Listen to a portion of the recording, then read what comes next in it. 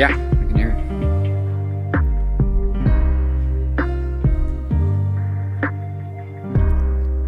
Yeah. While we're waiting for that answer,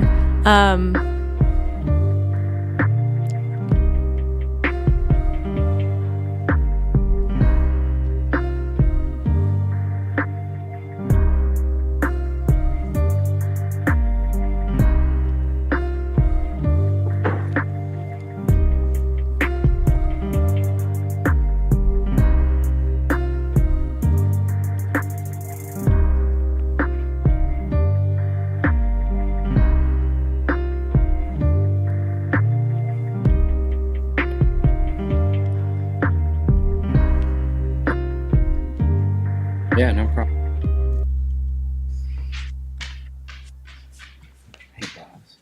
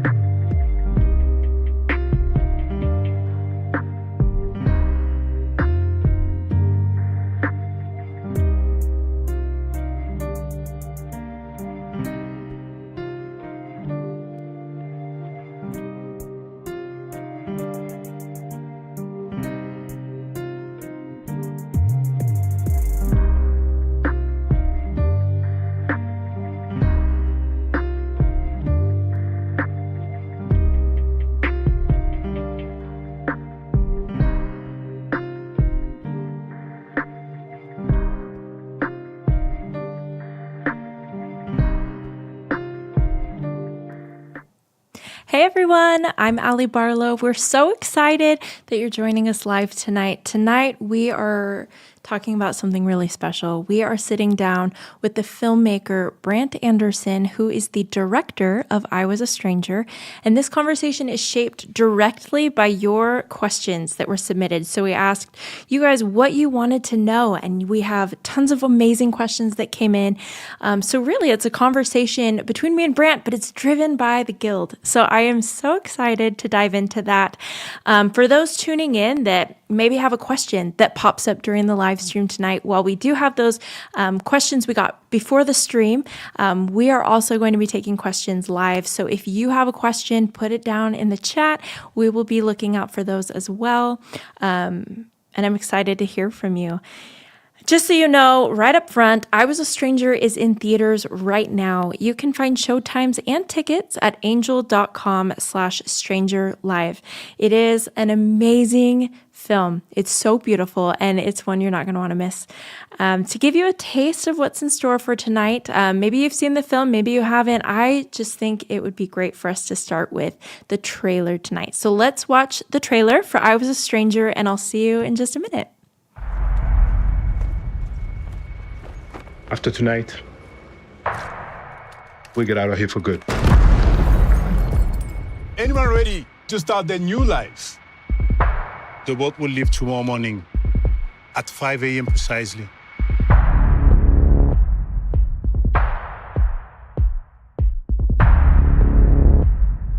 I'm offering one-way non-stop ticket to Greece. It will cost you $2,000 for an adult, $1,500 for a child.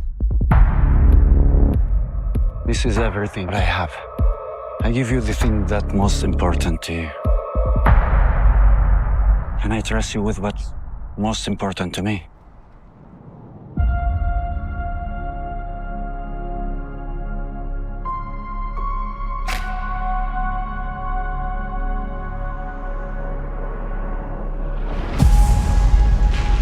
I'm ready to go now. Where should we go? Someplace better.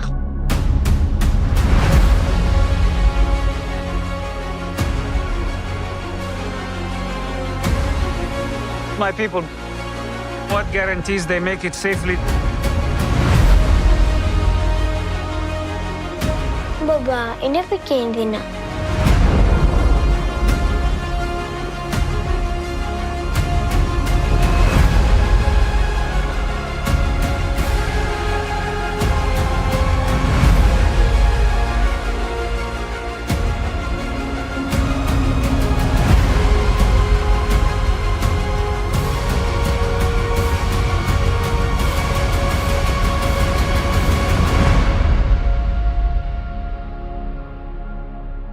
It's gonna be okay. Find the heart in a fence. Keep going till you get to the sea.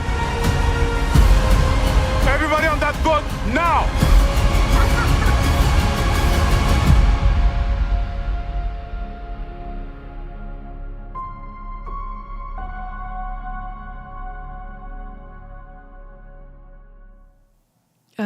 I love this film so much. I hope that you will see it if you have not already. Tonight, we are again talking with the director, Brandt Andersen. And I just want to bring him on. I want to officially introduce you to him. Brandt, thank you so much for being with us tonight. Yeah. Would you mind just introducing yourself a little bit to the audience? Maybe just what you're the director. Tell us a little bit about you. Yeah. I wrote and directed the film. I'm Brandt, and yeah, I love that trailer. That's a great trailer. So that's a good way. It's a good way to introduce me. I've been doing films for a long time. I produced about 30 films including films like Lone Survivor and American Made, and a lot of action films, true stories. A film called Silence. But this was the first, and I had done a short version of this film, but this was the first feature film that I had, full-length feature that I had written and directed. And yeah, I've seen the film 10,000 times, and I still enjoy it. Oh my gosh, I love it too. Saw it on opening night. Yeah? Yeah, I In was the theater? Yeah, I went and saw it in the Good. theater in California. Good. my That's kid. amazing. Oh, what a special experience as the filmmaker too, to be able to go see it on the big screen with those that are closest to you. I love that. Yeah, we had an amazing experience. We spent a little time writing down things that were the way our lives had been affected by the film, for all the good things that had happened, and then we went up and had dinner, and then we went to the theater and watched it together. So Oh, I love that. yeah, it was a really, really, really beautiful night. Oh, thank you for sharing that with us. That's wonderful. Well, I Was a Stranger, obviously, Angel is distributing it, and but it was the Angel Guild that came in and voted. They saw it. They said this needs to be seen by the masses. This story matters. It meant something to them. Before we jump into their questions that they have for you, I just am wondering what it means to you to know that there is that community that loves I Was a Stranger, and if you have any thoughts on maybe the importance of the Angel Guild and the impact on the film. Well, I think the way that the Guild works is a very cool and unique. It's a very unique thing that Angel has, and I got to know how the Guild worked very well because of the way that we put the film through the Guild, and yeah, I love that kind of democratic way that Angel has their system that films go through it, and that there's no way to circumvent that. I think that's very cool, and I felt honored that the film made it through the Guild and then is now in theaters. It's a very cool way for. I'd never had that happen in the many films that I had that I produced that went to theaters. It never had a process like that. It had always been studio heads. So this was a first for me, and I'm grateful to the Guild. So if there's anyone on here that voted it through, thank you. I love that. Well, there are so many people that love it, and they have questions. So I'd love to just jump in with some of those. So there were a couple of questions that kind of hit the same thing. So we kind of put some of them together. So this first question was asked by Crystal, Gabby, Mary Jo, Crystal, and Donta. They said, what? I thought you were giving me one name. I was like, that is It is very one long. that is, yes, they couldn't decide on just one. So those people asked a very similar question that we kind of just put into one. It says, what first inspired I Was a Stranger, and why was this a story you felt compelled to share? Well, the story was inspired by stories that I had heard from refugees as I traveled over to places where Syrian refugees had fled Syria. The countries were Syria during the war, Greece, Turkey, and Jordan. So every story in this is a story that I heard from a refugee directly. I then took them and wove them together so that it would make a cohesive story into one. But for example, there's one story that came from a nurse who I interviewed in an operating room in Syria during the war. The story, right at the beginning of the movie, there's a story where two soldiers hold guns on each other right at the beginning of the movie, and that story was told to me by a nurse who had been in a car bomb and barely survived. And she was much like the Dr. Amira. And she told me that story, and I wrote it back into the script right before we started shooting. Oh, wow. And I believe it's incredibly impactful to the story. So, every story came from someone who was real, and that's how the story came together. Wow. Well, and there are so many. So there's obviously, we're following a few different stories in this film. And so many real stories influenced this film. Were there any, like, one that just maybe it was the nurse, but was there one that just like really meant a lot to you as you were deciding which pieces to put into the film and learning about these refugees? I mean, every one of these stories has personal meaning to me because, of course, the stories came from refugees that I met, but then the words and emotions are words and emotions that I felt as I was meeting with them, and also they're words and emotions that I personally felt. There's an experience between the poet and his son that came directly from an experience that I had with my own son, where we were, it was in this moment, actually. That's a good image to show during the story. But where my son and I, during the Malibu fires in 2017, we stayed back and we were fighting the fires off of our house, and I did not understand what we were getting ourselves into, but we always thought we would have an exit if we ran down our stairs and went to the beach and we could go float it out in the water. But the fires came up from behind us and came up from the ocean side at the same time as it came down our driveway, and it trapped us. And we had the words and the experience was very similar to the experience where this father had put his son in danger, and he realized it in this moment. And so those emotions are also put into this story. And, I think the idea here is that, and the emotion that I wanted to put on this character in this moment was that,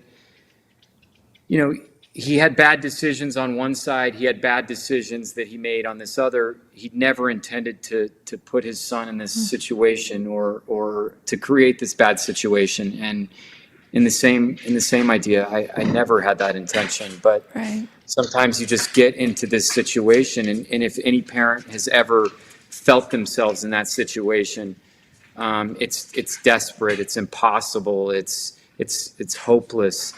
And I hope that if there are any parents on this, you don't find yourself in that situation. But if you do, it's like being in the mouth of a shark.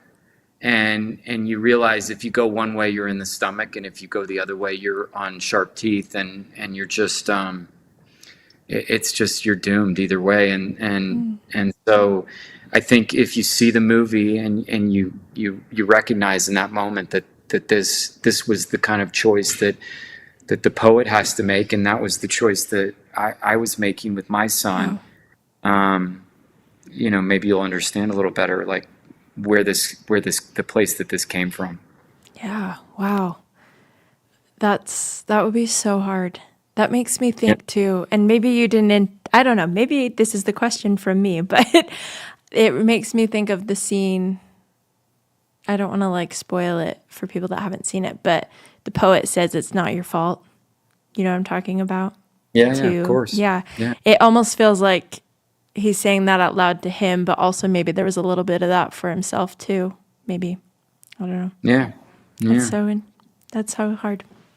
Well, thank you for sharing that experience with us. And it's so interesting to see how, you were the director and the writer and were able to pull from your own experiences and kind of weave that into the characters as well. This kind of leads us into our next question. It says, so Melody and Donna had a similar question. They said, how much of I Was a Stranger is based on real events? And where did you choose to fictionalize the story? Yeah. Well, the conversations are all fictionalized. I mean, I wasn't there for every event. Yeah. But the events, every event in this is real. Every event that is placed in this, even down to the birthday party, down to the bombing of the family,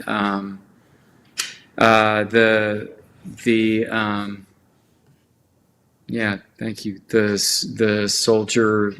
I mean, all of those events. They're all real events.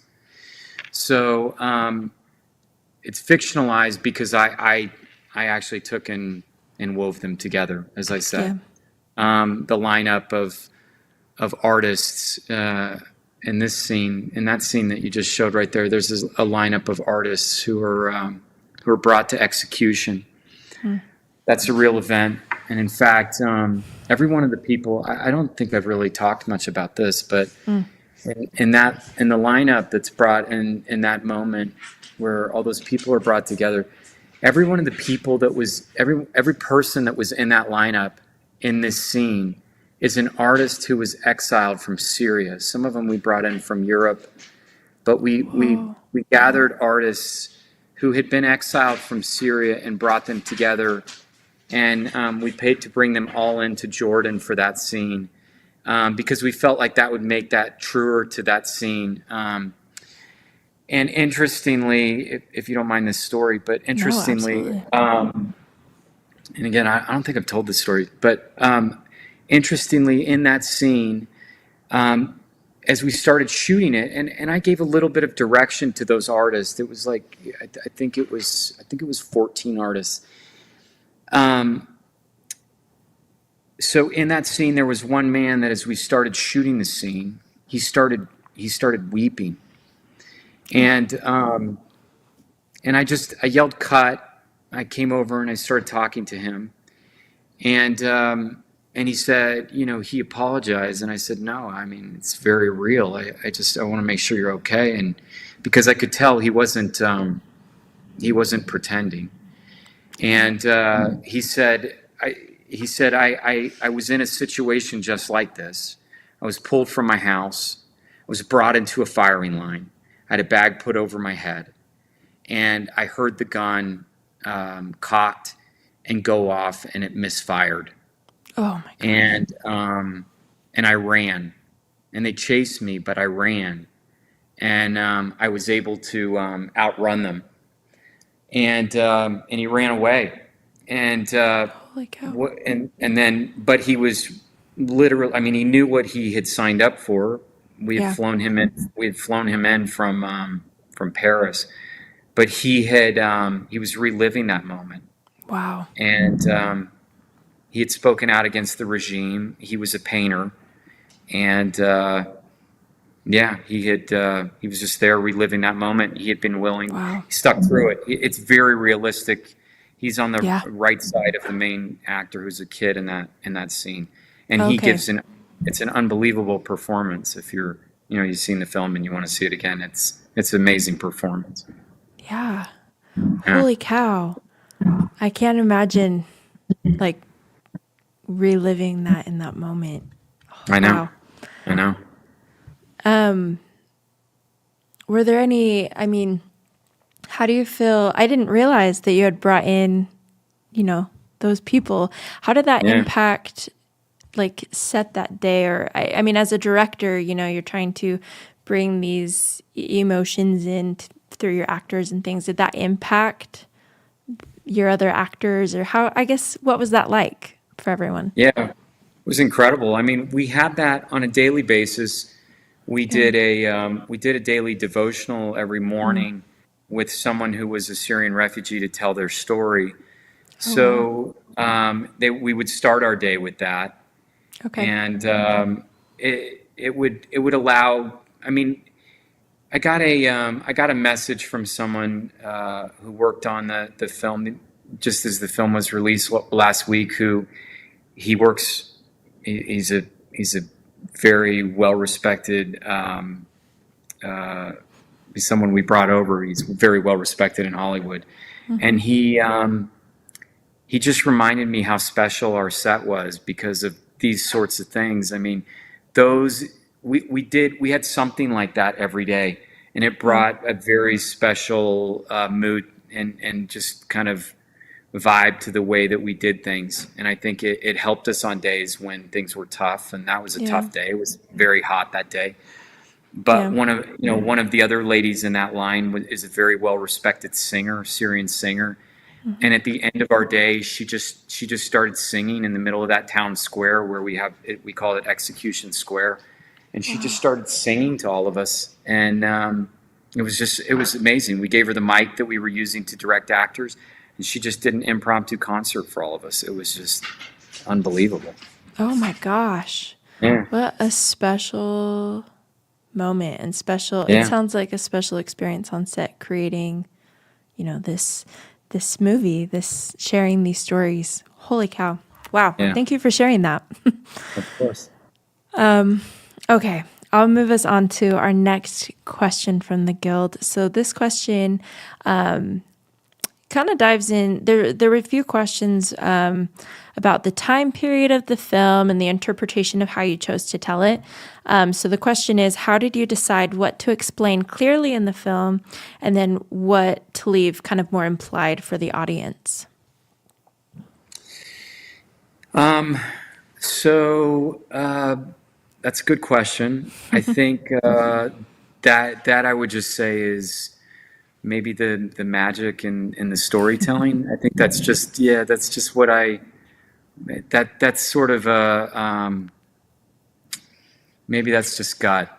I think I don't know. I don't know how else to say that. That's sort of what just felt right to me. I don't know. That's great. That's the best way I think I can explain that. There's no hard and fast rule to any of that. I just think for the story and for what was coming to me, I think that is just maybe that's just the magic dust of what felt like it would be fair and true and honest in this story. Yeah. I mean, and I think you did a great job. I actually was talking to someone after I watched the film at how well it was written and portrayed and what you see. Like, you didn't have to say, and this is exactly what happened. Like, you just knew. I think you you have a great gut. Glad you went with it. Thank you. Of course. Okay.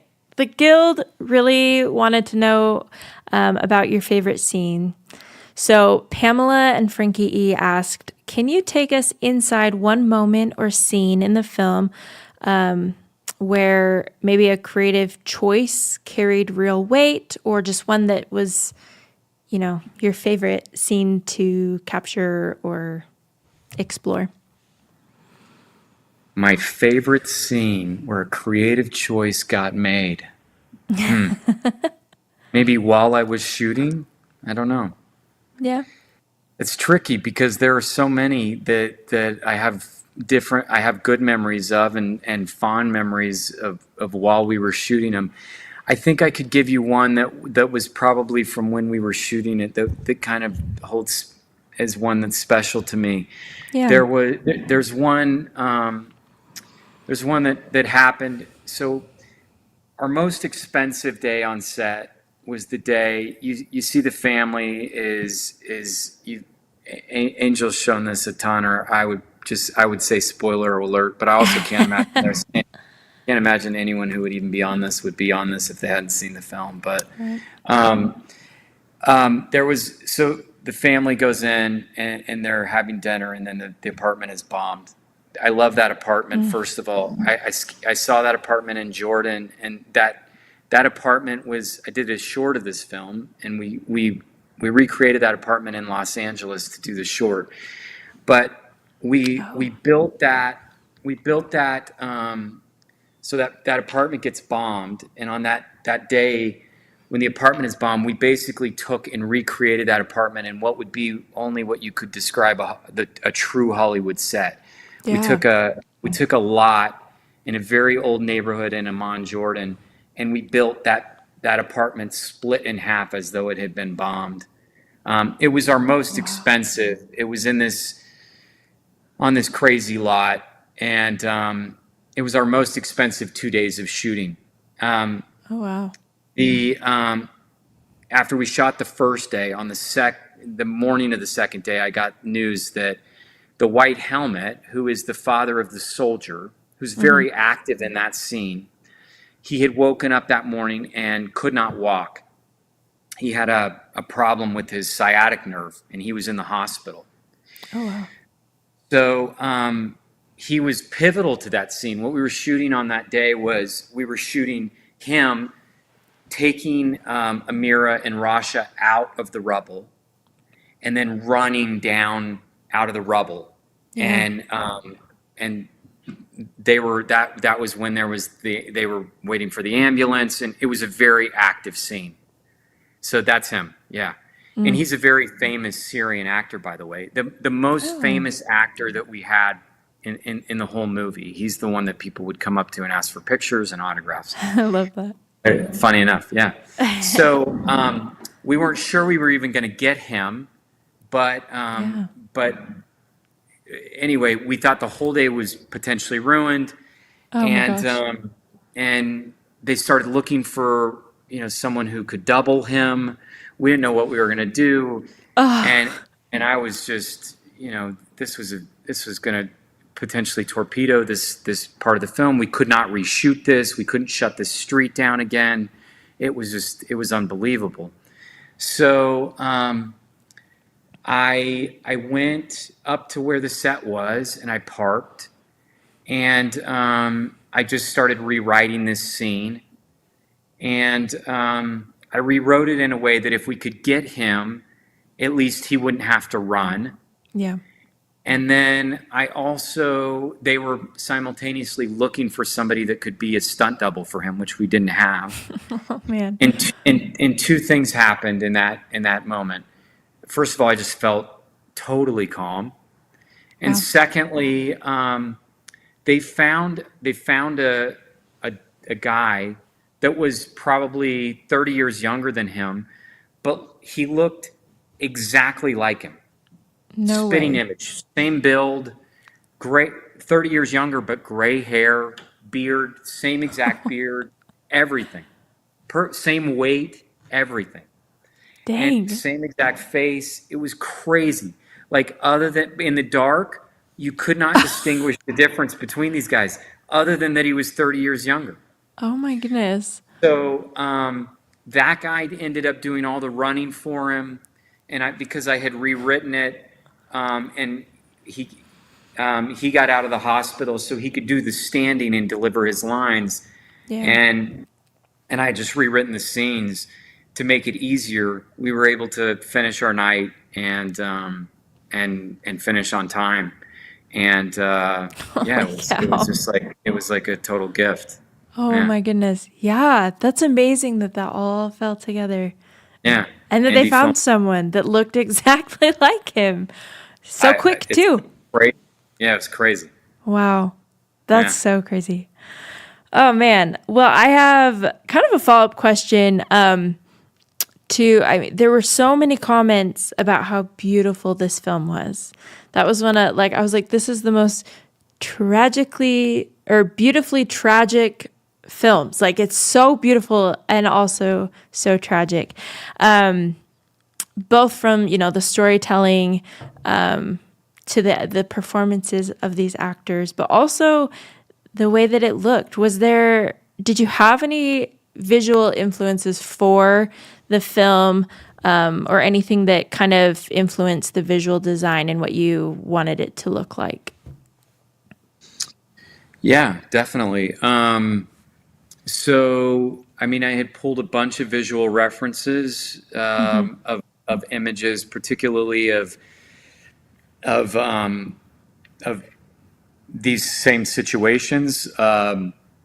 Refugees crossing the Aegean Sea, places where I had taken photographs, where I had seen these situations taking place, people that I had taken photographs of, the clothing they had worn,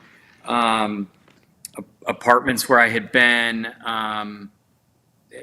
I had a bunch of visual references, so we had a very clear palette of what we wanted this to look like, and then the cinematographer and I decided on a look, and Jonathan Sella, he helped me accomplish it with just exactness. He's amazing, one of the best cinematographers in the world, and just an absolute amazing friend. So yeah, I mean, he was amazing at helping capture looks like this. Yeah. So yeah, we were able to.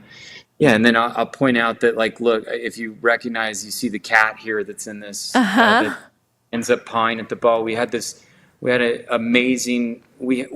just incredible luck of animals on this film. We have the cat here. We had a cat in another scene with the smuggler. One thing you probably won't see unless you see the movie as many times as I've seen it. We had a wild boar. We had a wild boar run through one of the scenes during the poets section. Oh, wow. Yeah, we have the donkey that runs up during the soldiers story.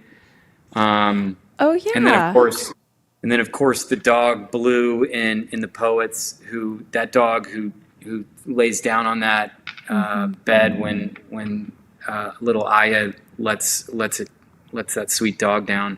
That dog did that like 17 times without messing up that take. That dog was the star. Yeah. That's so cute. That dog did that literally 17 times without missing a take. Hit its mark every time. Oh my goodness. Wow. Yeah. The dog has I tried to be a bring good that dog. career path for him. I tried to bring that dog home. So was the cat placed there intentionally? Because No. it's tied in. No. Okay. No, the cat would just ended up being was laying there on that little stone wall, and I was like, let's quickly shoot this right where that cat is. Oh the my cat goodness. started pawing at the ball. I love that. That's so fun to know now, like having seen it, and then because everything felt so intentional, Yeah. and so it's fun to know, like, I mean, it was like more like on the spot intention, like, oh my gosh, let's capture this while they're there. That's really cool. Yeah, that animal's with us on this one. I love that.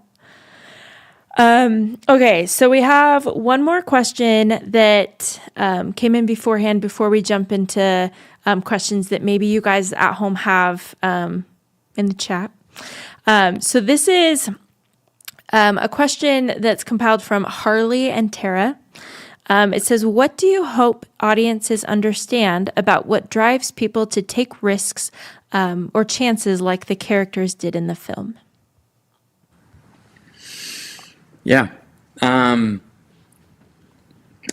Well, I think my hope on that is I mean, my hope on that is that the film puts you in this situation where you're so immersed in this that you can hopefully it takes you to a place where you understand that this is not a situation where people want to be in this situation to have to make these choices. I don't, in my experience, there's none of these parents, they don't feel any less than any of us feel. I'm a parent. It's not any less than any that I feel for my kids. They love their kids with all of their hearts, and but as I mentioned, when you're looking over your shoulder and you're staring at death over one shoulder, and when you're looking straight ahead and that's unknown, then you're saying, okay, at least what's ahead is unknown. And you don't understand that a lot of times they don't understand that the risk of what's ahead is also death. They just know that's unknown and this is death.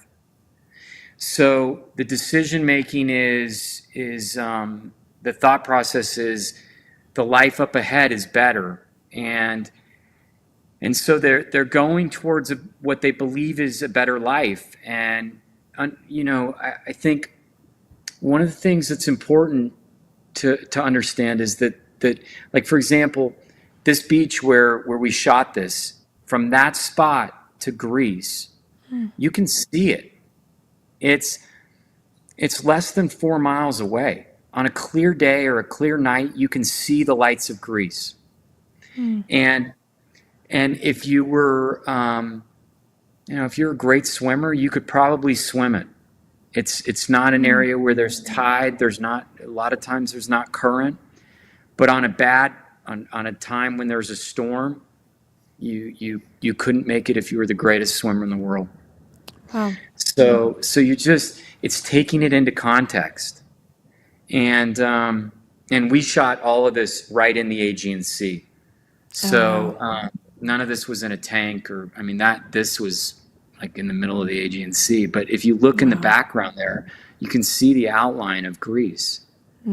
So it's just understanding that the choices are not good choices on either side, and they're doing the best. They're making the best choice that with the information that they have. So, yeah. As a viewer of the film, I recently had my first child, and so I'm kind of in that like new parenthood. But watching it kind of put me in that. Thank you. It put me in that headspace, though, of like you put yourself in that position as a parent. And I can't imagine, having to go through something like that. But also, that decision of like, I need to do what's unknown because that's the better option of the two not great options. And I don't know.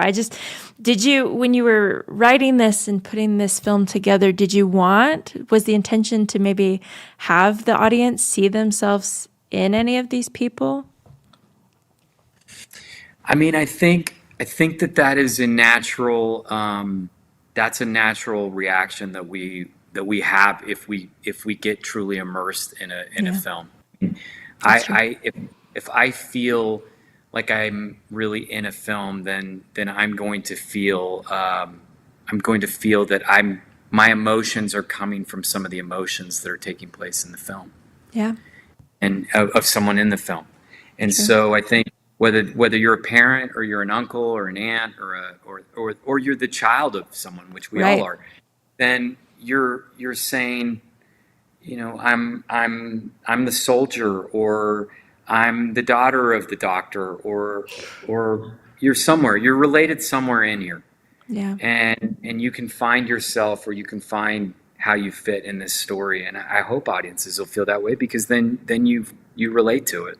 Yeah. So yeah, that's true. Well, each of the five strangers' stories are so powerful, and you tied it together so intricately and so beautifully. It was just so well done. Again, for those of you that are at home, you can experience I Was a Stranger in theaters. I would highly recommend it. You can go to angel.com/stranger live for showtimes. So I would, again, definitely recommend you do that. But for those of you that are on tonight, we have some questions in the chat for you, Brandt, that we just want to pull up. There's just one or two. So let's have those up on the screen. Okay, so Rhonda says, she's a guild member. What did you want viewers to feel in their body by the end of the film before they could even explain it in words? Wow. Okay, Rhonda. Thanks. I try very hard not to force feelings on people. That's not really how I operate. So I'm good with if you felt something strong, I'm good with whatever you felt. I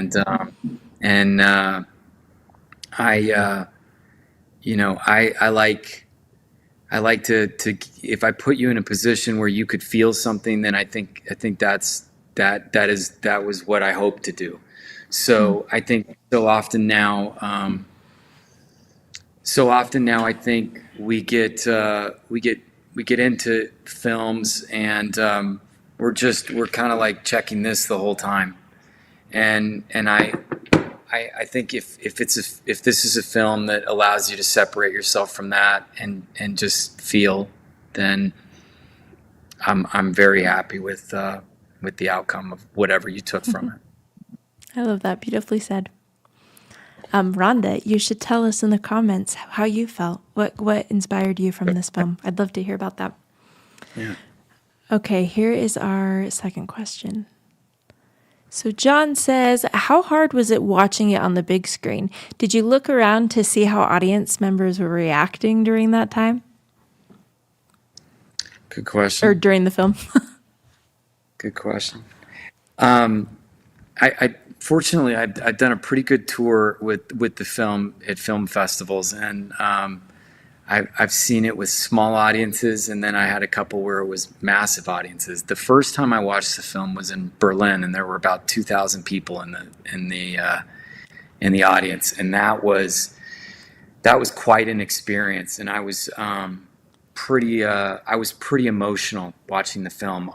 Most of the actors were there with me, and they had not seen the film, and my kids were there, and I was quite emotional that night. So, wow. And the people in the audience, the amazing thing about seeing it on a big screen is that, especially if there's an audience there, is that it creates this sort of buzzing power around people that can be quite contagious and powerful. And I think for me, that's a very powerful experience. And I, as the writer and director, have felt different ways, different times when I've seen it. I was in Deauville, France once at a festival, and I was in that screening. There were about 1,500 people. And I don't know, that was like kind of the last festival I went to, and I was sitting there calculating the number of hours just of the people in that screening that were seeing it. And I was like, my goodness, like this is like 3,000 hours of these people, of people time, of these people seeing this film. And I'm like, that's a lot of hours of people. Yeah. And I was just doing this weird calculation as I was sitting there, and I was like, it takes 10,000 hours to be an expert at something.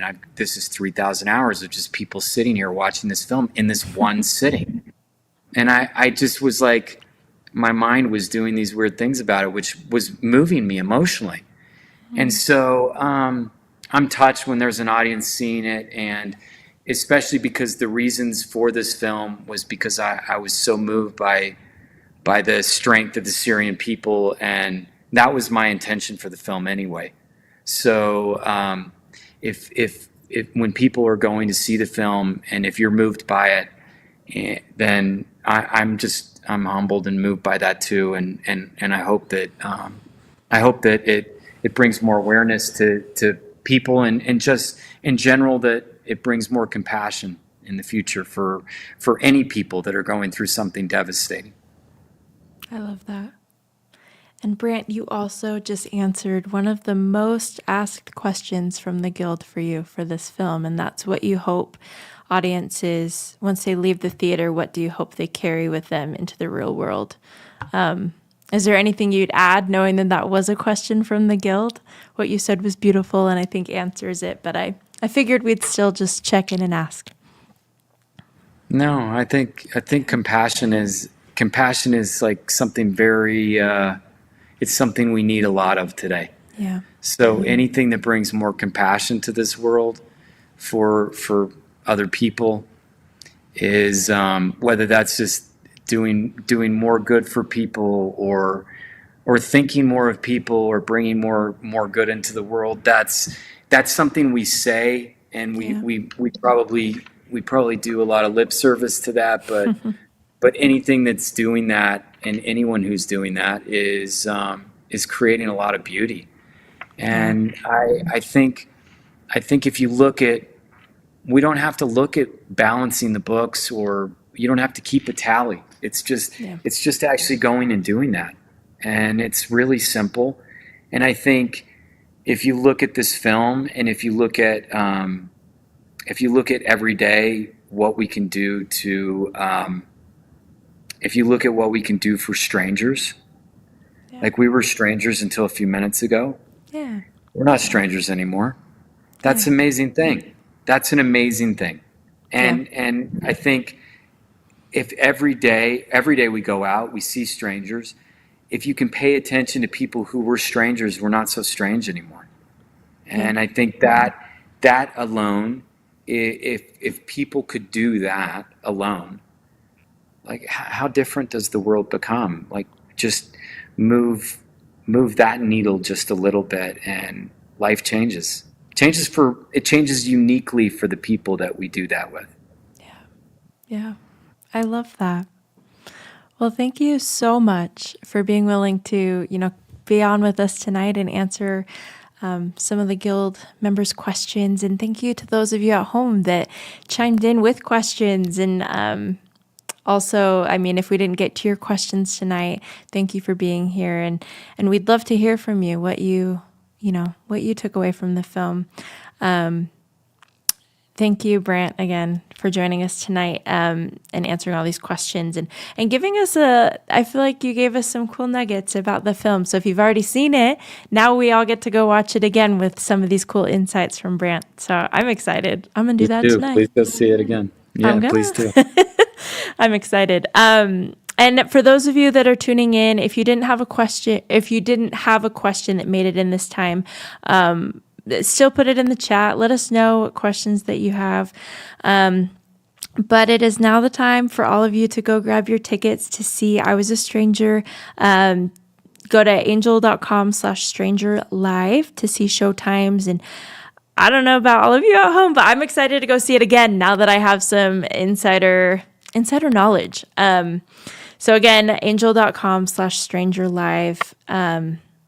And Brandt, I think we're going to close out this evening by watching the trailer again for those who didn't see it. Is there anything else you'd like to say to the Guild before we wrap up?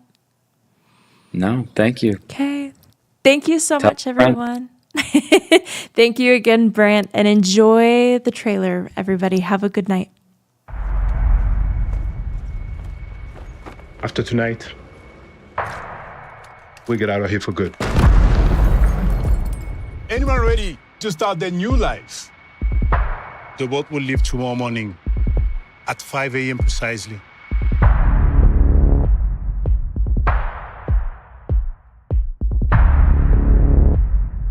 I'm offering one-way non-stop ticket to Greece. It will cost you $2,000 for an adult, $1,500 for a child. This is everything I have. I give you the thing that's most important to you. And I trust you with what's most important to me.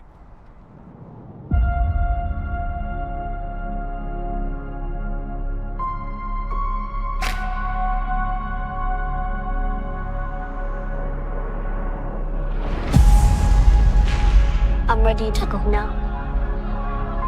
Where should we go? Someplace better.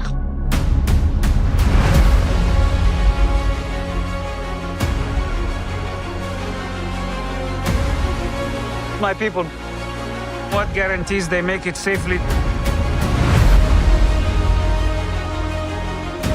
Baba, ini bikin din na.